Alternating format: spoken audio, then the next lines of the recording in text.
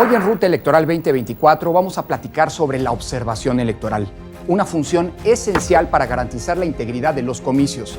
Y charlaremos además con Raúl Trejo del Arbre sobre el impacto, los riesgos y los beneficios que la tecnología está teniendo sobre las elecciones en el mundo.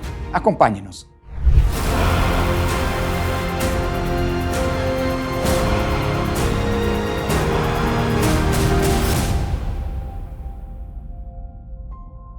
La observación electoral nació en México con la reforma electoral de 1993. Se trataba de una añeja exigencia de la oposición que hasta entonces el gobierno había rechazado. Cuando finalmente se aprobó esa figura, las reglas eran muy distintas a las que ahora conocemos. En efecto, en sus orígenes se determinó que, primero, la observación sería solo a título individual, sin la participación de organizaciones civiles nacionales o extranjeras. Segundo, solo se permitía observar el día de la jornada electoral. Y tercero, solo podían inscribirse para ser observadoras y observadores mexicanas o mexicanos, es decir, los extranjeros estaban excluidos de toda tarea de observación y vigilancia de las elecciones.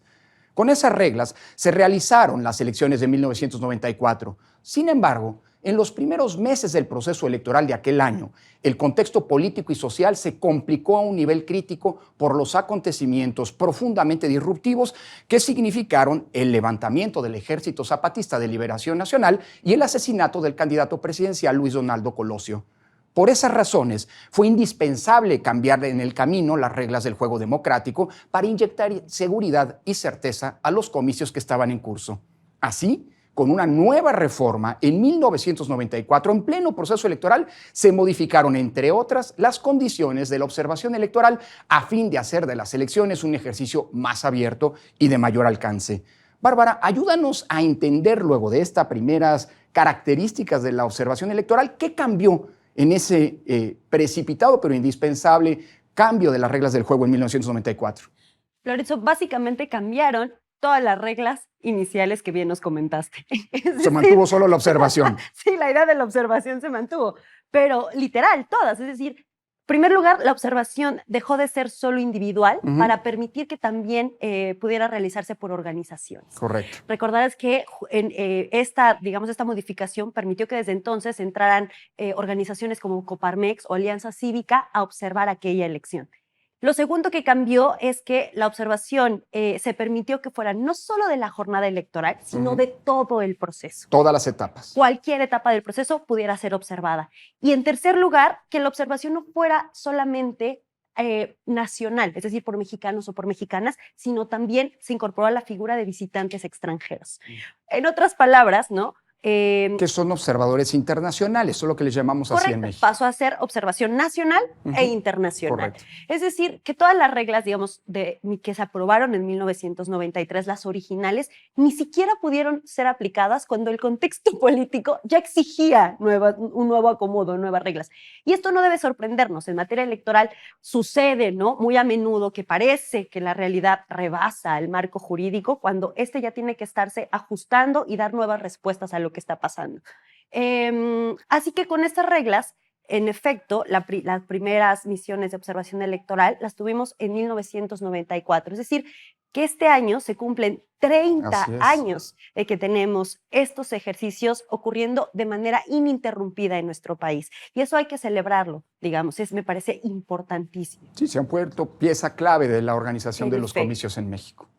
Bueno, creo que es importante señalar que la ley no solamente establece la figura, sino también fija cuáles son pues, las obligaciones y los derechos que tienen los propios observadores electorales, tanto nacionales como internacionales, así como también pues digamos, los requisitos que tienen que cumplir para poder obtener su registro como tales.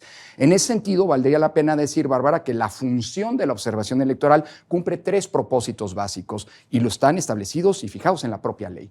Primero, inyectar transparencia en los procesos electorales, bajo la premisa de que entre más sean vistos, entre más ojos estén sobre los procesos electorales, más claridad, más certeza se genera y al final del día, confianza, por supuesto.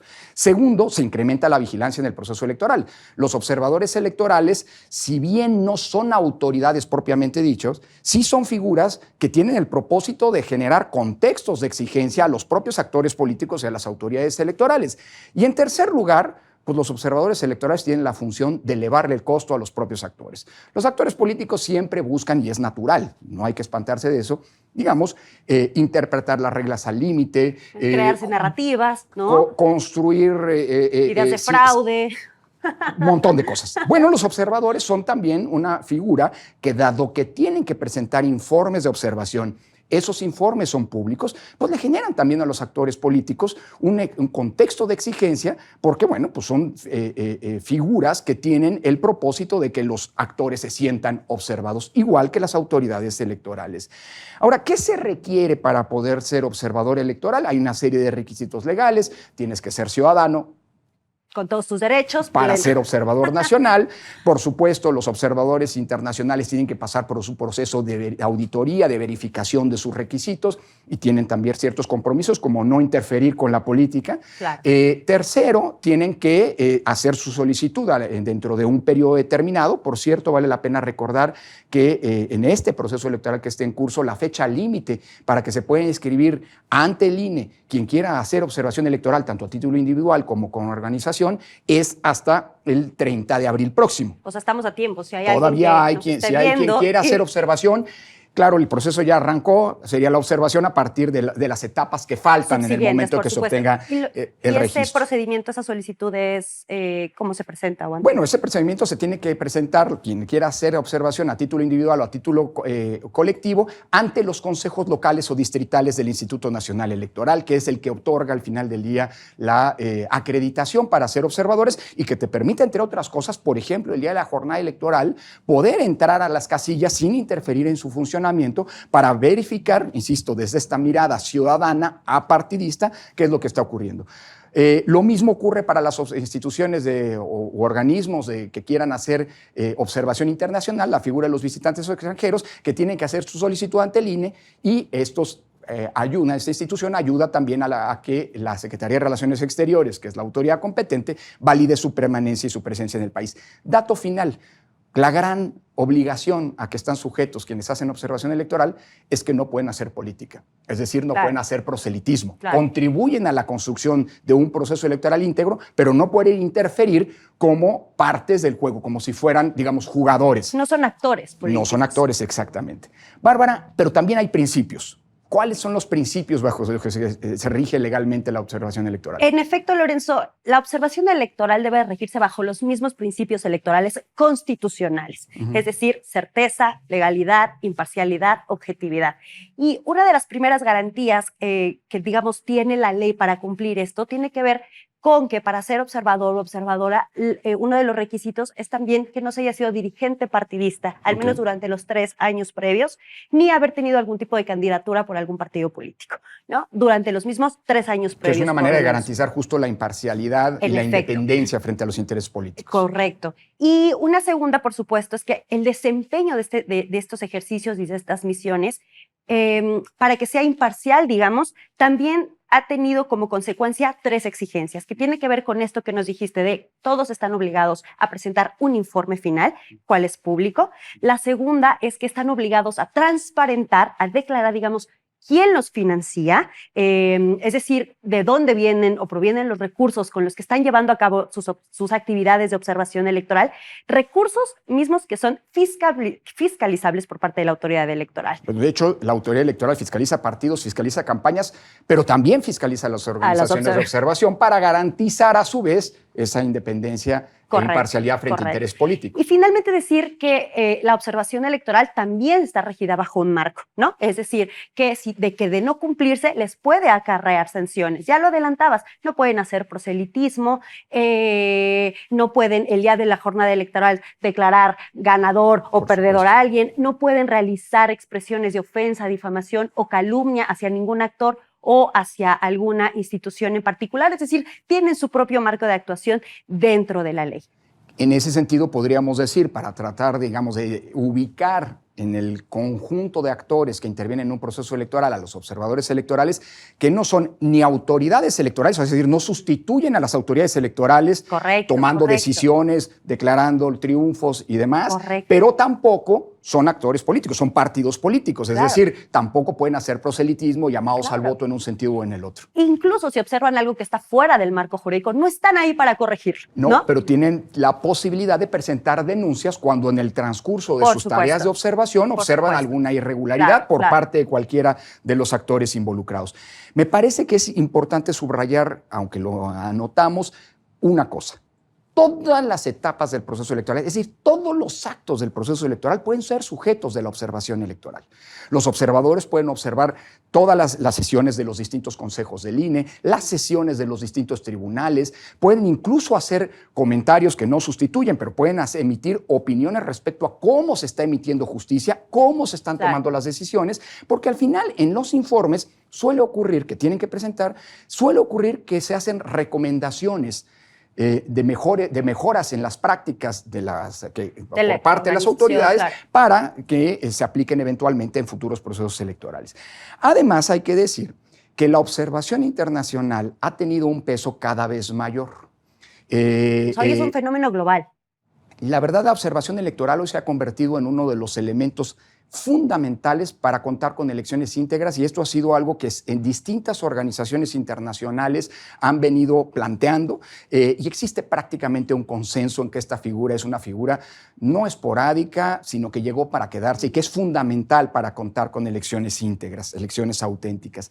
En efecto, hay muchas organizaciones multilaterales, internacionales, que han establecido tareas de observación. La ONU ha hecho misiones de observación electoral internacionales, AIFES e IDEA Internacional, que son las dos grandes asociaciones de promoción de la democracia y de asistencia técnica electoral. Los propios órganos electorales del continente americano han conformado una unión, la Unión Interamericana de Organismos Electorales, que realizan observación. Y esto es un dato interesante porque los propios órganos electorales observan a sus contrapartes en otros países, claro, generándose también contextos de exigencia entre las propias y organizaciones. sugerencias de carácter técnico para la mejora de las propias instituciones. Pero platícanos más de esta dimensión internacional, digámoslo, sobre todo porque hay muchas prácticas que se han traducido en protocolos de observación. Sí. La propia OEA, por ejemplo, ha emitido manuales para, digamos, dar consejos para un mejor desempeño de este tipo de misiones. Y lo que recomienda, por ejemplo, es que ante estas misiones siempre se verifiquen la información antes de compartirla. Se consulte de preferencia fuentes oficiales y que sean públicas. Recomienda, por ejemplo, hacer un mapeo de los actores principales del país que se va a visitar y, de ser posible, incluso tratar de reunirse con ellos y con ellas. Claro. Recomienda, por ejemplo, no solo presentar un informe final, sino también se pueden presentar informes previos o preliminares de lo que se va observando, que ¿no? pueden ayudar a corregir eventuales problemas durante los procesos electorales. Presentar un listado, por ejemplo, de todos los contactos que se recabaron, etcétera, etcétera, etcétera. Es decir, hay toda, en efecto, una serie de documentación hoy internacional o a lo que uno se puede acercar para mejorar este tipo de ejercicios. Pero, Lorenzo, creo que vale mucho la pena que todo esto que hemos hablado sobre las reglas, sobre el cómo, sobre quiénes, y del impacto que hoy tiene la observación electoral a nivel internacional, quizá ahondar un poquito en cómo estos ejercicios han impactado en algunas elecciones. Fíjate que estaba yo pensando en hablar de las elecciones de Brasil en 2022, pero me acabo de acordar que tú eras el jefe precisamente de las misiones de la Unión en aquellas elecciones, así que mejor te cedo la palabra, cuéntanos un poquito. Bueno, yo creo que la observación internacional ha tenido impacto sobre todo en denunciar ciertos fenómenos que ponen en riesgo o que implican regresiones o erosiones democráticas en varios países. Las misiones de observación electoral en ese sentido fueron muy importantes hace 20 años para poder señalar cómo, por ejemplo, en Venezuela, tanto la captura de los órganos electorales como elecciones literalmente de Estado estaban ocurriendo y por lo tanto estaba pasando un retroceso democrático. O bien, justo las que mencionas, hay que recordar que en el año 2022, por cierto, en algo que está convirtiéndose en una tendencia, el presidente Bolsonaro, que buscaba la reelección, desde el poder acusó que las urnas electrónicas, que en Brasil han sido un ancla de estabilidad política desde hace varias décadas, eran manipulables y podían ser hackeadas y, por lo tanto, poder permitir fraudes, habilitaban la posibilidad de fraudes. En ese sentido fueron muy importantes las misiones de observación electoral internacionales porque decidimos incluso hacer auditorías técnicas a las urnas y demostrar que lo que se decía por parte de algunos de los actores políticos era falso. Es decir, las propias autoridades internacionales que visitaban, digamos, las instituciones que visitábamos como observadores electorales las elecciones en Brasil, servimos, digamos, de un sustento para que las autoridades electorales de ese país pudieran llevar a buen puerto ese proceso electoral. Lo que nos contabas, de que terminaban elevando el costo político a los actores, en este caso al propio entonces presidente. Así es, ese fue un elemento no menor. Oiga, señor, usted dice que hay fraude, pero todos los técnicos internacionales dicen que no se funciona. O bien lo que pasó en México en 2021, cuando estas misiones de observación internacional, todas prácticamente en sus informes señalaron como un dato de preocupación el ataque que estaban siendo objeto tanto el INE como el Tribunal Electoral por parte del gobierno a partir de una serie de descalificaciones. En suma, las misiones de observación, tanto las internacionales como las organizaciones nacionales, se han convertido en una pieza clave para contar con elecciones íntegras, es decir, libres y auténticas. Dos últimos datos. Para terminar, adelante, Bárbara. El primero, Lorenzo, es que desde 1994, creo que esto es importante decirlo, se decidió que existieran fondos públicos para la observación electoral, es decir, fondos desde el Estado, ¿no? Recursos públicos. Y bueno, no recordarás, apenas el año pasado estuvo a punto de no otorgarse con el recorte que sufrió el INE, estuvieron a punto de no darse por primera vez en 30 años esos fondos. Afortunadamente, una mayoría de consejeros dijo, esos fondos están garantizados. Se conservaron. Entonces, hay que aplaudir, creo que es importante eso. Y la segunda, no menor, es que ninguna conclusión, opinión, ¿no? que existan dentro de estos informes de las misiones electorales tienen un efecto jurídico sobre el proceso electoral y sus resultados. Y esto tiene una garantía porque lo que permite es que las observaciones y las misiones se conserven, digamos, de un lado imparcial, ¿no? Que no se vuelvan como una especie de meeting político para algún actor, que no se vuelvan un actor político de las elecciones y tampoco sustituyan a ninguna autoridad o institución. Bárbara, muchísimas gracias. Ojalá las elecciones de este 2024, mismas que se realizarán en medio de muchos desafíos y riesgos, sean también las más observadas de nuestra historia. El buen éxito de estos comicios, su legitimidad y credibilidad depende en buena medida de ello. Este año será único en la historia de la democracia mundial. Casi la mitad de la población, unos 3.000 millones de habitantes en el planeta, acudiremos a las urnas a elegir a nuestros gobernantes en 70 países, incluidas, por cierto, las 3 democracias más grandes del mundo, la India, Estados Unidos e Indonesia.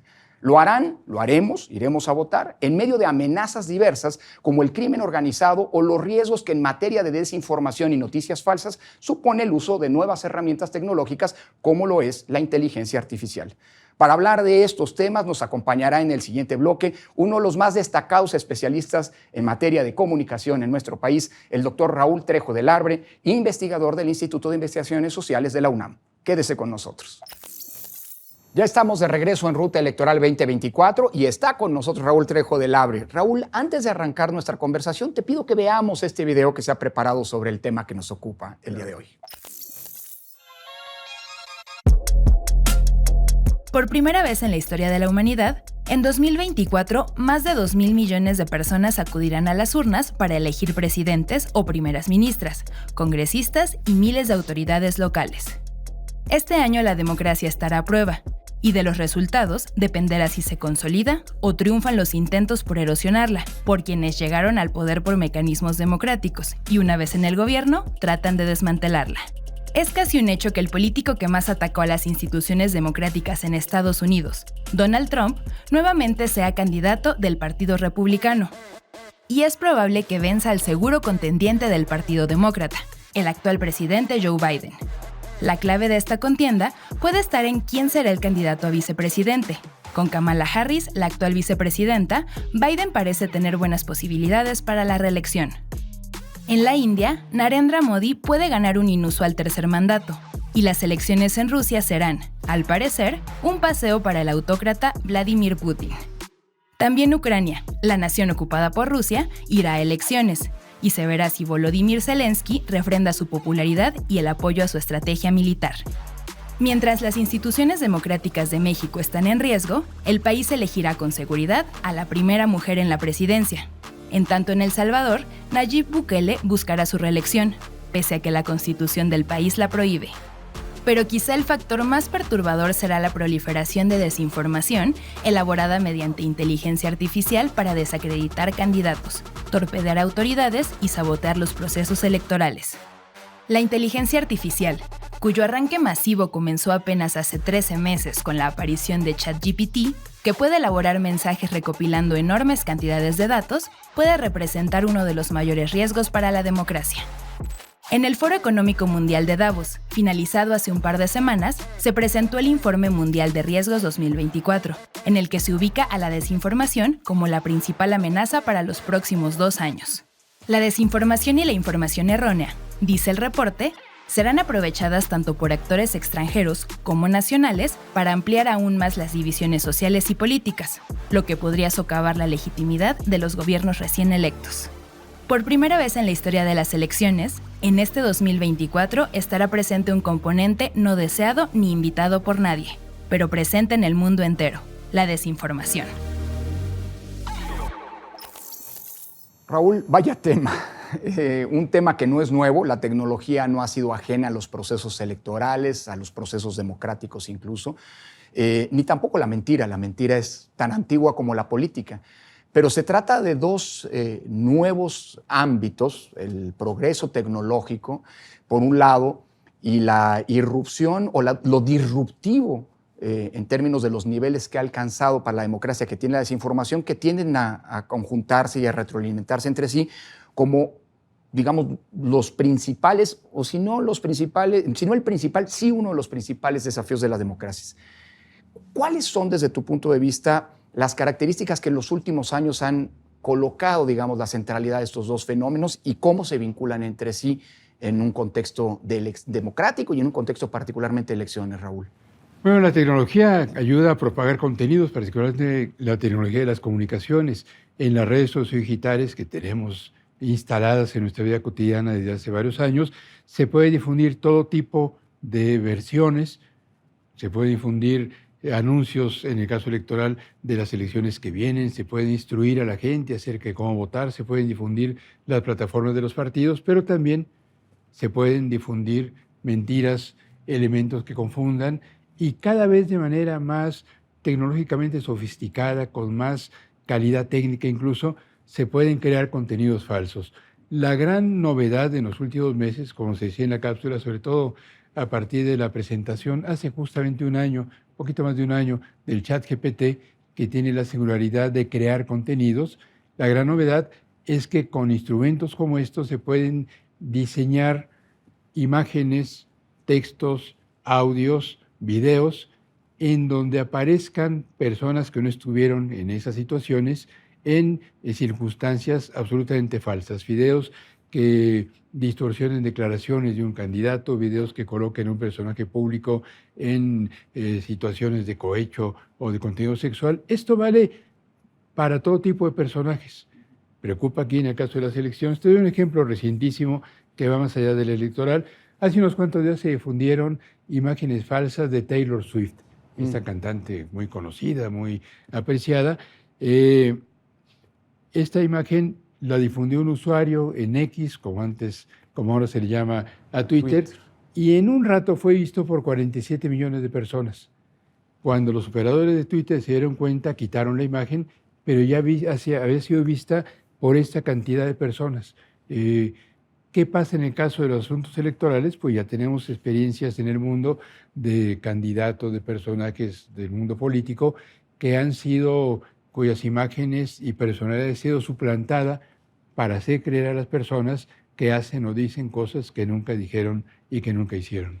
Ahora, hay una frontera que puede ser muy tenue. Digo, cuando hay una clara manipulación de la realidad y se construye una falsedad indubitable, el caso de Taylor Swift o lo que recientemente en el ámbito electoral ocurrió en Eslovaquia, digamos, haciendo algún candidato aparecer con declaraciones que son absolutamente reales, pues puede haber una clara, digámoslo así, zona en la que se puede identificar y eventualmente, ese será un tema que te quiero preguntar más adelante, combatir las mentiras. Pero hay una frontera también muy tenue, ¿no? que esto nos coloca, es decir, verdades a medias o, digamos, el uso de las propias tecnologías o de las redes para tratar de, si bien no mentir, generar, digamos, sensaciones que puedan tener un impacto electoral. Esa parte más gris en donde no podemos hablar claramente de una mentira, sino de verdades a medias o de noticias incompletas, eso es mucho más preocupante, es donde creo que tenemos el principal desafío, ¿no es así, Raúl? Yo creo que en ambos flancos, en la creación de versiones absolutamente falsas, Sí. y también en esta propagación de insidias, de versiones que tardan en ser... O discursos de odio, por ejemplo. Sí, claro, que es parte de la actitud de la humanidad. Odiadores y violentos siempre ha existido, mentirosos siempre ha habido, pero ahora tienen Twitter y Facebook e Instagram y todo este tipo, y TikTok, todo este tipo de redes. Quizá el problema está en lo que en las redes sociodigitales hay personas que solamente se informan en esos espacios. Un ciudadano que lee los periódicos, lo cual son cada vez menos, que ve el noticiero de Loret en Latinus, que escucha la radio, es un ciudadano que tiene distintas fuentes de información y que puede formarse un criterio acerca de los asuntos públicos. Pero una persona que solamente se informa en los espacios que le gustan en YouTube o en los muros de Facebook, en donde hay otros individuos que comparten sus puntos de vista. Que son autorreferenciales, ¿no? Son estos espacios en donde la gente, cuando solamente se informa en estos sitios, tiende a encerrarse en una suerte de muralla que lo aísla del mundo. Y esta autorreferencialidad llega a propiciar que haya mucha gente que, puesto que está viendo contenidos que coinciden con sus puntos de vista, decide creerlos. El gran éxito de las mentiras en línea, de las fake news, se debe sobre todo a las ganas de las personas a creer versiones con las que quiere estar de acuerdo. Las noticias falsas sobre todo están destinadas a los que tienen dudas y a aquellos que tienen simpatías o antipatías ya definidas. Si a mí me muestran la imagen de un candidato que yo aborrezco, o candidato, quien sea, es mucho más posible que yo la crea porque tiendo a creer noticias desfavorables acerca de ese personaje. Y con los famosos algoritmos es mucho más fácil ahora dirigir en las redes sociales esos mensajes de manera puntual. Algoritmos que son mucho más eficientes, manejados con recursos de inteligencia artificial. La inteligencia artificial es sensacional, evoluciona y se mejora todos los días. Puede servir para análisis médicos, para mejorar el trabajo de los ingenieros, para procesar información en el caso de las elecciones, pero también tiene riesgos como estos que estamos señalando. Antes de hablar de esa dimensión positiva y necesaria, las redes, la tecnología, pues llegaron para quedarse. Aquí creo que el gran dilema es cómo logramos utilizarlas, déjame decirlo así, domesticarlas para que sean funcionales a la democracia. Pero hay un gran debate sobre el que me gustaría preguntarte antes tu opinión, Raúl, que desde hace algunos años, sobre todo desde mediados de la década pasada, 2016, cuando recordarás las elecciones del Brexit, las elecciones en Estados Unidos, las primeras de Trump, en fin, que cunden este tema. Es decir, ¿hasta dónde regular o no? Hay quienes plantean que esto se tiene que autorregular, argumentando una libertad absoluta de expresarse. Hay otros, incluso países, Francia, me recuerdo que Macron emitió una legislación en la que prácticamente prohibían, criminalizaban, consideraban delitos la emisión de noticias falsas o su difusión a conciencia de que lo eran. Y otros han optado más bien, el caso del INE en su momento, fue más bien una idea de, pues a la desinformación hay que combatirla con información. ¿Cuáles son los dilemas de la regulación? Primero. Segundo, ¿se puede regular? Y tercero, si sí, ¿hasta dónde, Raúl? Toda regulación en el caso de los contenidos suscita suspicacias. Claro. Es indeseable la censura, y a veces hay censura cuando hay quienes deciden eso se difunde y eso no. Yo creo que no hay en este caso una solución absolutamente satisfactoria ni completa, sino varios flancos que se debe contemplar. Me refiero sobre todo a la creación de contenidos falsos destinados a confundir a la gente, particularmente en procesos electorales como los que este año, y lo escuchamos, hay en una gran parte del mundo. Por eso está preocupando internacionalmente.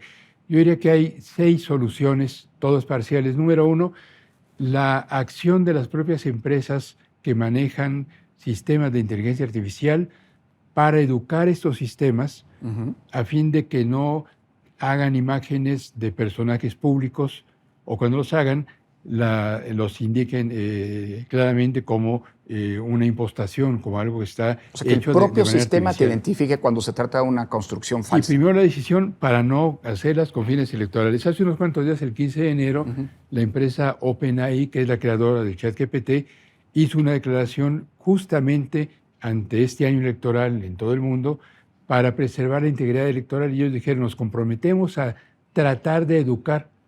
Tratar de educar, eso significa que no hay garantías de Que se pueda pueden hacer. hacer a sus modelos de inteligencia artificial. Número 2, esto se difunde en las redes sociodigitales. Ajá. Las redes como Facebook pueden y están en algunos casos crear grupos de supervisión, en parte apoyados con inteligencia artificial, para evitar que se propaguen versiones falsas. El problema es que no todos hacen lo mismo. Twitter tenía un sistema de verificación que ha sido cancelado hace unos días por Musk. su nuevo dueño, Elon Musk. Creación número 3 de grupos de verificación integrados por especialistas, sobre todo periodistas. Esto es lo más confiable, lo más sensato. La gente que sabe manejar información puede rastrear si un asunto es falso o no, pero lo hacen con tanta lentitud que cuando identifican El daño ya está hecho. como dice un libro muy bueno, propagado escribimos en ambos. los últimos días, el daño al candidato del partido ya ha sido perpetrado y mucha gente se queda con las versiones falsas. Número 4, se puede prohibir el uso de inteligencia artificial para desacreditar a personajes públicos falsificando sus imágenes. En México no hay discusión alguna al respecto. En Estados Unidos, hace varios meses, en septiembre, una coalición de grupos ciudadanos encabezada por Public Citizen, que es un grupo dedicado a estos temas, le pidió a la Comisión Federal de Elecciones que interprete la legislación federal para que sea un delito utilizar inteligencia artificial en la propaganda electoral para desprestigiar a otros. Correcto. La Comisión Electoral no ha respondido, pero hay un movimiento muy interesante para que este tema sea llevado a las legislaturas estatales hasta fines de enero. Al menos en 27 estados en la Unión Americana había ya iniciativas para que sea ilegal utilizar inteligencia artificial en la creación de contenidos para difamar y decir mentiras en elecciones. En penúltimo lugar, hay un movimiento de las empresas tecnológicas para que haya que crear una etiqueta digital que singularice a todo contenido hecho con inteligencia artificial. Okay. Quizá aquí esté el futuro de los contenidos digitales, que son todos los que vamos a tener, pero aún nos falta mucho para que tengan una impronta, es decir, la propia inteligencia artificial, te diría, todas las creaciones se hicieron mediante esos mecanismos. Esta canción, este video, esta imagen está hecho. Y por lo tanto, la realidad, pues esa secuencia. No es necesariamente la misma. Y por último, bueno, pues la educación de los ciudadanos. Sí, claro. La ciudadanía digital, como le llaman algunos, que es la posibilidad de que todos sepamos que lo digital puede ser falsificado y que tengamos la responsabilidad de verificar, de no creer a lo primero que nos llega en YouTube o en Twitter, de pensarlo y revisar si hay otras versiones antes de difundirlo. Este último planteamiento me parece que es el punto de llegada al que habría que aspirar, Raúl. La mejor manera de combatir y de inhibir el efecto nocivo de una noticia falsa es que quien la recibe, antes de difundirla, incluso antes de creerla, pues sirva de verificador a partir de distintas fuentes y eventualmente se esté consciente al menos de que está difundiendo una falsedad o no. Pero para llegar allá, me parece que no podemos negar ni la existencia ni la presencia ni, digamos, de la propia tecnología que llegó para quedarse. Es decir, bajar el switch no es una solución en este sentido. ¿Cómo deberíamos o hacia dónde deberíamos avanzar utilizando, déjame decirlo así, como una especie de judo, ¿no? Estos propios herramientas tecnológicas que llegaron para quedarse, para que no se conviertan en un riesgo ni para las elecciones ni para la convivencia pacífica de nuestras sociedades? Yo creo que, vuelvo al final, hay que reconocer que hay riesgos y que estamos saturados de contenidos que pueden ser falsos. La responsabilidad de los ciudadanos siempre es una meta a la que hay que aspirar, pero yo sé que es muy difícil.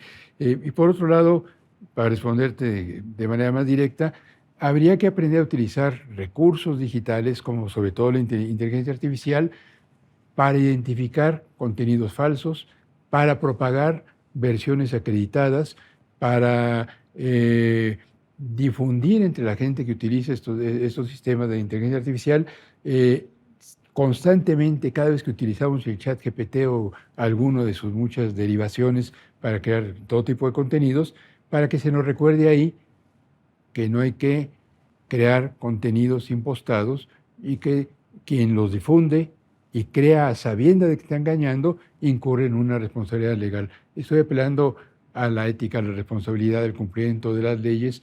Puede ser muy ingenuo, pero en parte la solución depende de estas circunstancias. Pues bueno, puede parecer ingenuo, Raúl, pero yo te diría que la construcción civilizatoria moderna que significa el Estado de Derecho y la democracia constitucional apostaron a eso, ¿no? Como una meta a la que habría que alcanzar. Utilizar, pues, la inteligencia artificial para evitar que la inteligencia artificial nos desborde, podríamos decir. Y lo digo sin tremendismo, para evitar que nos controle.